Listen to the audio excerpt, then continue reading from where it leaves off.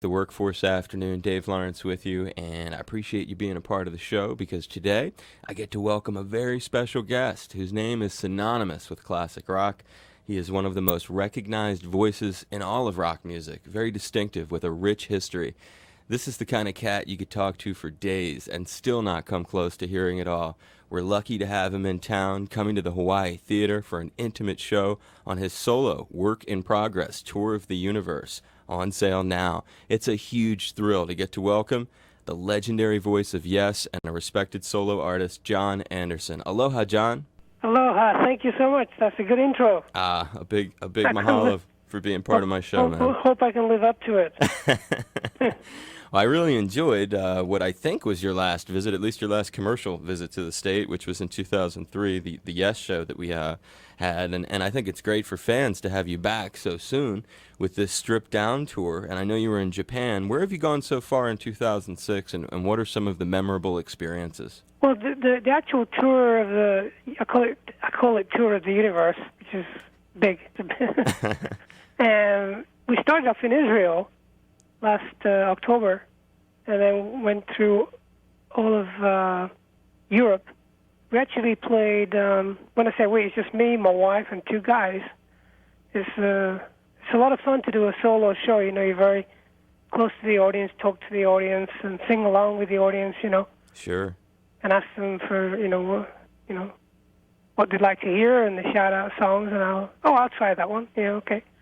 And, we actually played 19 countries in 2 months in Europe, and then played East Coast of America and West Coast, and I went to Japan last month and thought, I need a break. Where do I go? And me and my wife, we said, we've got to go to Kauai. So that's where we are now, just hanging out and enjoying the weather. And it's a beautiful part of the world, Hawaii, as you know, because you live here. Yeah. How much of a history do you have here with Hawaii? I actually first came here maybe 20 years ago. I was very, very fortunate to meet a very wonderful spiritual lady here in Honolulu. And I'd come every now and again to meet her and learn stuff, you know. And then I met another lady who was Nana Viri, she actually wrote a book called Change We Must. And she was very true Hawaiian, you know. Mm. And she took me up into the mountains in Kauai, along with a bunch of people, just to learn about the nature of the world, you know. And that was a great experience. But I've always been able to come to Hawaii, not only to relax, but to get that spiritual injection of energy, you know, we all need every now and again. Sure. No, so you have really a connection beyond, that's the thing that's cool about you. You're a really deep kind of cat. What would be your of the state? Is there a favorite place? You're on Kauai now. Is that your favorite spot? Kauai is good. You know, it's funny. I have a couple of friends who live on the Big Island. I've never been to the Big Island, but after the show, I'll be doing the show on the 21st. Day after we fly to Hilo on the Big Island, we stay up there, and you never know. Having never been to that island, you don't know what the power is there. So we just like Kauai because it is very quiet and very garden. It's just a beautiful place, you know. There's so many marvelous places. Me and Jane, we got married in Maui. We actually got stuck in Maui. Can you imagine? We were doing an album. This is about, 10 years ago.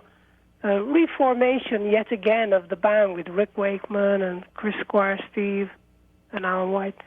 And we'd done the recording, and then we were going to have a break and then start touring.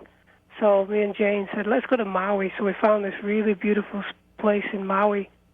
And we got a phone call after a month saying that the tour wasn't going to happen. So that gives us another 4 months. So we said, okay, gosh, we'll have to stay here for 4 more months. What a drag. And in fact, I recorded an album with my wife. I thought, well, I'm here for 4 months. I'll record, and I put some microphones out in the garden, and I started singing, and the birds would start singing along, you know. Wow. And it was a beautiful experience on many levels to record music. I called the album Earth, Mother Earth. It wasn't a well-known album per se, but it was just a really good experience, And recorded here. Yeah, in Maui. And the funniest thing was when I listened back to the tapes, I'd be mixing them when I got back home, and I'd be singing along, and there's birds singing in the verse parts. And when the bridge came in, the doves started singing in time, and it was kind of bizarre. Like it was, So like it knew it had a part. Yeah, and it was, many stories like that when you're recording in nature, the nature of things like the birds and the way they sing, and it's just remarkable. Is that is your approach to this tour sort of like giving? It sounds like it's the most intimate possible way for fans of your music to be able to connect, where you basically, you said people can just shout out a song they want to hear. I mean, is this sort of like a communion in ways for you? It is, in so many ways. One of the things I found, this will be the last show actually of this idea for now, and so no matter where I've been, the audiences have always been the same. They're sort of Yes fans, and they know my work with Vangelis, and they're very joyful people. They're very sort of, I don't know, there's something about everybody. If even you meet them in Scandinavia, Spain, South America, we went to South America, Japan, they're all the same kind of people. And they're just eager to enjoy life, And they sing along, and I tell stories about how this song happened, how I met Vangelis. And a lot of it's spontaneous because you don't want to be doing the same thing every night. So you have a basic framework of how the show goes. But then you hopefully can just interject ideas here and there as you go along. So it is like as though everybody's in my front room, and I'm explaining what I'm doing, and how certain songs started very simple. And I played it very simple, and of course it became very, very big and musical with the band because the musicians in the band were so adventurous. So it's just, I think maybe because I'm getting to that time in my life, I'm explaining it to myself as well. So there's no harm in letting the audience in on how things work. No, not at all. I mean, people dig experiences like that, man, and something I find fascinating about your tour, at least, is that you mentioned it started in Israel, and then it's going to end here in Hawaii. So it's bookended by unique places. I've always wondered, because I don't get to talk to a whole lot of stars that perform in Israel because the security is just so intense. What was it like doing a concert there in Tel Aviv? Well, it was really cool. I tell you, we were offered to go to Israel 5 times, and the band, as a group, everybody's different in a group, So a couple of the guys really want to go. A couple of guys don't want to go because of what you say. We don't want to die. And I'd say, come on, they've got security. We got to give it a chance, But when it's yourself, it's up to yourself. And I said I'd go, thinking it would be overly security, police and guns and everything everywhere. And actually, it's not. Israel is a really wonderful place, and the people are so committed to making it work, and they're very friendly, of course. Oh, a very special place, without a doubt. And I met some Palestinian people because we went to Jaffa, which is half and half Palestinian and half Jewish. And people are funny everywhere. People are crazy everywhere, are fun and laughing and talking about football. Right.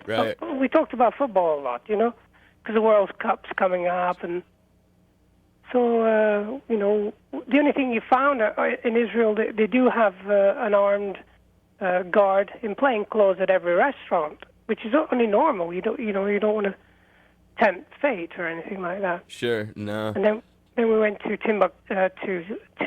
No, we didn't go to Timbuktu. We went to Istanbul. Yeah, I saw that too. One of the stories I talk about is doing one of these phone-ins, to Istanbul. And the guy was so excited because he had never been there, right? Sure. So talked to me, he says, "Hey, John, you're coming to Istanbul for the first time. We've waited 30 years for you. Is the group coming?" No. Who's in the band? Nobody. Just me. Just me. Are you going to play your big hits? Which one? I said, Owner of a Lonely Heart. I said, no. He was so disappointed, man. So I had to learn Owner of a Lonely Heart. I actually say that story on stage, but that was the first time I'd been there again, and it was really very bad traffic. In Istanbul. They haven't figured out how to keep traffic going. It's just really bad. But the people are great, you know. And I say, when we finished that tour 3 years ago in Hawaii, the Yes Tour, I'm not saying this because, you know, we're on the radio, but it was the best gig that we'd ever done with that tour because, I don't know, we had a mosh pit, which is very rare for Yes. You know, just all these young people at the front really digging and singing our songs, and it was a great feeling of what a great place to end this tour, you know, sort of thing. Nah, that's cool, dude. Well, you have a very strong connection here, and and I think it's nice when you read about, and people can read about Jon at jonanderson.com, his website.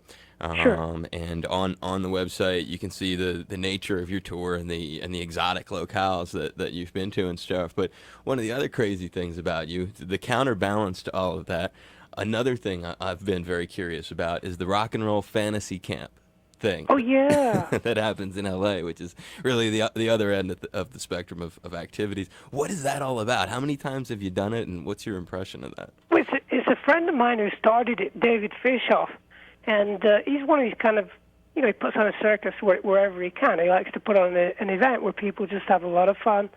And I first met him doing a tour. He invited me to sing with, there was me, Alice Cooper, and another guy from a band. We all went down to South America and did a tour, and it was such a lot of fun.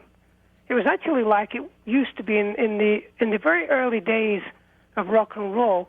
You just didn't go and see one band. You know, I remember going seeing. This is way before you were born, probably. It was Bill Haley, Little Richard, Jerry Lee Lewis, and Eddie Cochran, all on one bill. That's huge.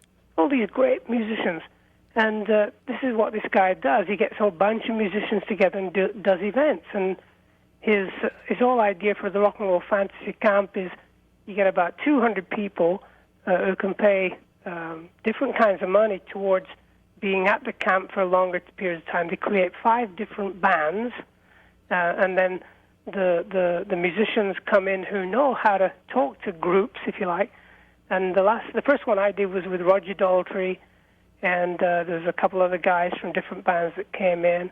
And these people that pay the money to stay there for a full weekend, maybe starstruck, but they're very excited about playing guitar in a band. They can play the guitar pretty good, so you don't say trying to do too many good things. Just try simple things, and you can hear the band develop over a 3 or 4 hour rehearsal.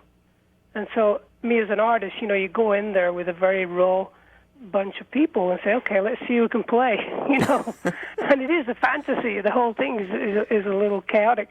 But at the end of the day, they start to get it. And, you try to give them the best information you can from your career. And then I get up and sing with the band and stuff like that. I'm doing one actually in New York in August. Nice. Yeah. I think it's a natural progression in the evolution of music and stuff, and in all of your careers. I just think it's great from where I sit, you know, as a DJ. When I talk about it, I'm always like, man, I wonder what that's like. And well, you could do the same thing. You know, you could have a DJ symposium, you know, where a lot of young kids are out there. They love to be DJs, and they listen to you doing your job, and then you show them how to do it. You know, you could start that kind of thing rolling very easily. Jon, I don't think it'd be quite as interesting as hanging out with you and Roger Daltrey. As I said when I introduced you, you're the kind of cat that we could talk and talk and talk, but I know It's true. I know you got to run and you got other people who want your ear and stuff, but I do want to just seed this in your brain. When you come for the actual day of show, I would love, and I've put this in your manager's head and also the promoter, I'd love to be able to just meet you briefly and do an in-person interview with a small mini disc recorder at your convenience. Sure, I'll be there check, probably. whatever. Yeah, I'll be there doing a sound check. We'll set it up. Yeah, something like, I'll make it real easy and real brief. Cool. But I would appreciate that. And on behalf of all of my listeners, a gigantic mahalo to Yes and solo vocalist Jon Anderson, a legendary voice in rock and roll, coming to the Hawaii Theater for this gig on the 21st. Tickets are on sale now. And what a treat having you on the show, Jon, and back in town. Thank you so much. Thanks so much, Dave. I wish you well. And I wish you well. I look forward to your visit. Cheers. Take care. Aloha. Hi, this is Jon Anderson of Yes. Aloha. You couldn't have picked a better show to be listening to. This is my friend David Lawrence.